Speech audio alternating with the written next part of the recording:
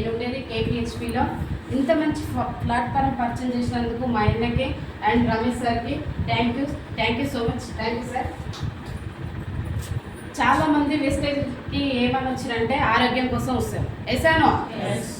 నేను మాత్రం డబ్బుల కోసం వచ్చిన. దేనికోసం? డబ్బుల కోసం వచ్చిన. వెస్టేజ్కి రాకముందు మన లైఫ్ ఎలా ఉంటుందంటే హస్బెండ్ తీసుకొస్తే తిని ఇంట్లో ఉండాలి. వేసాను. ప్రతి ఒక్కరు అలానే ఆలోచిస్తారా? అంతే కదా.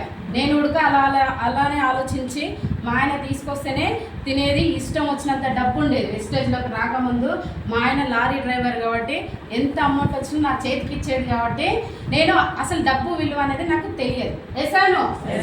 అలాంటి సిచ్యుయేషన్లో నాకు వెస్టేజ్ గురించి నాకు మా అన్న పరిచయం చేసిండు. చాలామందికి ఏంటంటే వెస్టేజ్ ఎక్కడో ఎవరికో తెలిస్తే పరిచయం అవుతుంది, కానీ నాకు ఇంట్లో నుంచి వచ్చినప్పుడు నాకు వద్దులే అనుకున్నాను. ఎందుకంటే మనం ఇంట్లో నుంచి బయటికి వెళ్ళదు. అందరం అదే ఆలోచిస్తాం కదా. నాకు ఎవరు తెలియదు, నేను ఏం చెయ్యలేను అలా అనుకున్నాను. నేను మా అన్న ఫస్ట్ టైం చెప్పినప్పుడు అన్న చెప్పింది కరెక్టే ఉంటుంది. వేసాను. బయట ఎవరైనా చెప్తే అది తప్ప ఉంటుందని అనుకుంటాం, కానీ మా అన్ననే చెప్పింది కాబట్టి నేను అంతగానో ఆలోచించలేదు. నాకు ఇప్పుడు డబ్బు అవసరం లేదు ఫస్ట్, ఎందుకంటే ఎంతైనా డబ్బు ఉంది. ఆ ఆలోచనతో నేను వెస్టేజ్ అనేది 3-4 నెలలు అసలే పట్టించుకోలేదు. కానీ ఒక్కసారి మా ఆయన ఏం చేసినంటే నన్ను ఎట్లనన్నా చేసి మా చెల్లెల్ని మీటింగ్ తీసుకెళ్ళాలి. ఏం చేశారు అందరు అప్లైన్లు? ప్రతి ఒక్క అప్లైన్ ఏంటంటే మీటింగ్ తీసుకెళ్తే ఎట్లనన్నా కనీసం మీటింగ్ విన్న తర్వాతనన్నా మారదా అని ఒక ఆలోచనతో తీసుకుపోయి మా అన్న నన్ను, నేను జాతరకి వెళ్తే మా అన్న నన్ను మీటింగ్లో కూర్చోబెట్టిండు. అక్కడ ఇలాంటి చిన్న మీటింగ్ కాదు, ఇక్కడంటే 2 గంటలే మనకు ఓపిక లేదు. వేసాను. ఇక్కడ 2 గంటలు ఉండలేకపోతున్నాం, కానీ అక్కడ పొత్తు స్థానం కూర్చోబెట్టినప్పుడు మనకేమనిపిస్తుంది? సార్ వాళ్ళు ఇది అది చెప్తుంటే చాలా బోర్ అనిపించి తలనొప్పి వస్తుంటే లాస్ట్ మినిట్లో వాళ్ళు చదువు రానులు లక్షలు తీసుకుంటారా లేదా? ముసలు లక్షలు తీసుకుంటారు. మరి మనకేమనిపిస్తుంది? అనిపియదా? మనం ఎలా ఉన్నాము? వయసులో ఉన్నాం. వేసాను. ఈ వయసులో ఇప్పుడు ఈ ఏజ్లో ఉన్నప్పుడు ఎంజాయ్ చేయాలి. వేసాను. నా మైండ్ సెట్ ఉడక అప్పుడు స్టార్టింగ్లో అలానే ఉండదు. ఈ గుడిలోకి వెళ్దామా, పార్కులకు వెళ్దామా, టిక్టాక్ చేద్దామా, ఇన్స్టాగ్రామ్ చూద్దామా, ఇలాంటి ఆలోచన ఉండేది. వేసాను. అట్లాంటి ఆలోచన ఉంటే బాగుపడము. అక్కడ వాళ్ళ ఫ్యూచర్ ఎక్కడుంది?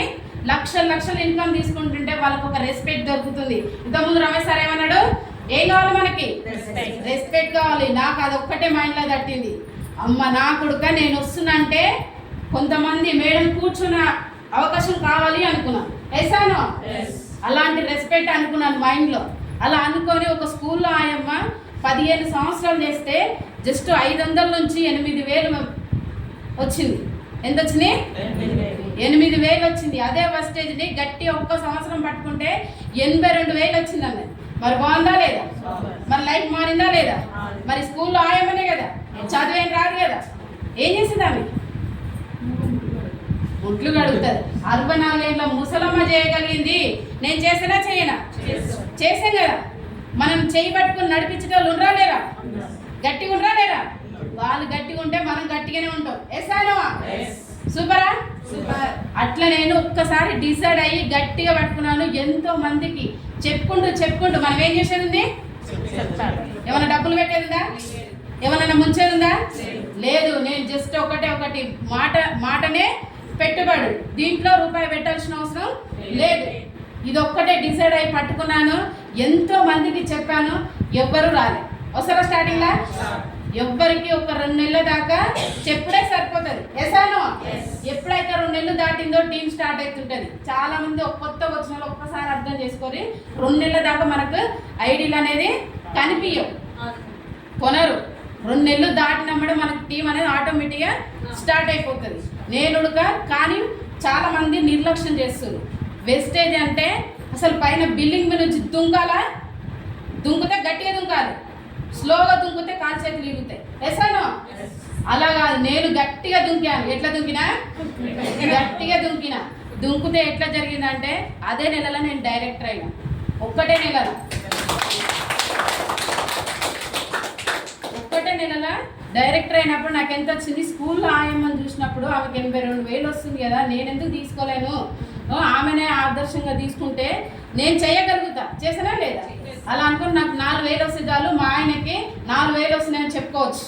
నేను ఒక రూమ్ రెంట్కి ఇస్తున్నాను చెప్పి కొంచెం భయపెట్టేయచ్చు. అంతేనే కదా, అదొక ఆలోచనతోని 4,000 వస్తే చాలు అనుకొని వెస్టేజ్లోకి వస్తే నాకు డైరెక్టర్ అయినప్పుడు నాకు అక్కడ టీమ్ బిల్డింగ్ బోనస్ అప్పుడు తెలియదు స్టార్టింగ్ కాబట్టి నాకు ఎంత వచ్చిందంటే 3,780 రూపాయలు వచ్చింది. ఎంత తగ్గింది? 300 తగ్గితే మనం ఏం పని చేస్తున్నాం? నేను పైసలు ఖర్చు పెట్టినా మాటనే పెట్టుబడి ఏమన్నా లాసా? హ్యాపీగా కదా? హ్యాపీ కదా. మళ్ళీ నెక్స్ట్ నెల నేను సిల్వర్ అయ్యాను. మరి బాగుందా లేదా? బయట ఎక్కడైనా జాబులు చేస్తే నెక్స్ట్ పెరుగుతుందా? పెరగదు. కానీ అదే వెస్టేజ్ని గట్టిగా పట్టుకొని ఎలా చెప్పాలంటే మనల్ని చూస్తేనే వెస్టేజ్ పిచ్చి పట్టింది అనాలి. ఏమనాలి? వెస్టేజ్ పిచ్చి పట్టింది అనేలా ఉండాలి జనాలు ఎవ్వరు చూసినా. అలా పిచ్చి పట్టించుకున్నామంటే నెక్స్ట్ నెల సిల్వర్ అయినప్పుడు 7,800 వచ్చింది. మరి పెరిగిందా లేదా? మళ్ళీ నెక్స్ట్ నెలనే గోల్డ్ అయ్యాను 12,000 వచ్చింది. పెరిగిందా లేదా? మళ్ళీ నెక్స్ట్ నెలనే స్టార్ అయ్యాను 35,000 వచ్చింది. చూడండి ఎక్కడికి వెళ్ళిపోతుంది జీవితం. బాగుందా లేదా? మరి ఇంత మంచి లైఫ్ మరి ఎక్కడైనా బయట దొరుకుతుందా? మన చదువుకునే చదువులకు ఎక్కడైనా జాబ్లు వస్తాయా? ఏం రావు. మరి లైఫ్ ఎక్కడ మారుతుంది? వెస్టేజ్లో. సపోజ్ ఒకరి కింద మనం బానిస బతుకులా చేస్తే మనకు 10,000కి వాళ్ళకి ఎన్నో లక్షలు వస్తాయి. అర్థమైందా? కష్టం మనది, పైసలు వాళ్ళకి. ఒక్కసారి ఆలోచించండి, ఎంత చేసినా వాళ్ళకి లాభం. ఇదే ఒక్క సంవత్సరం 1 year గట్టిగా వెస్టేజ్ని పట్టుకుంటే మనది ఈ బిజినెస్. మనం ఎంత పెంచుకుంటూ పోతే అంత నెట్వర్క్ తయారవుతుంటుంది. మరి మనదా వేరే వాళ్ళ? మనదే కదా. మన లైఫ్ మరి ఇక్కడ ఉందా బయట ఉందా?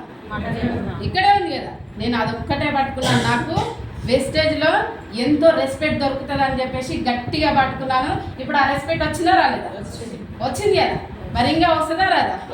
ఇప్పుడు సారు 100 రూపాయల కోసం వెయిట్ చేసినా అన్నాడు. ఇప్పుడు సార్ని చూడాలంటేనే భయం స్టార్ట్ అవుతుంది. మరి అవుతుందా లేదా? మరి రెస్పెక్ట్ వచ్చిందా రాలేదా? వచ్చింది కదా. మరి మనకు వస్తుందా రాదా? వస్తుంది కదా. అట్లా నేను గట్టిగా పట్టుకున్నాను. 35,000, 40,000,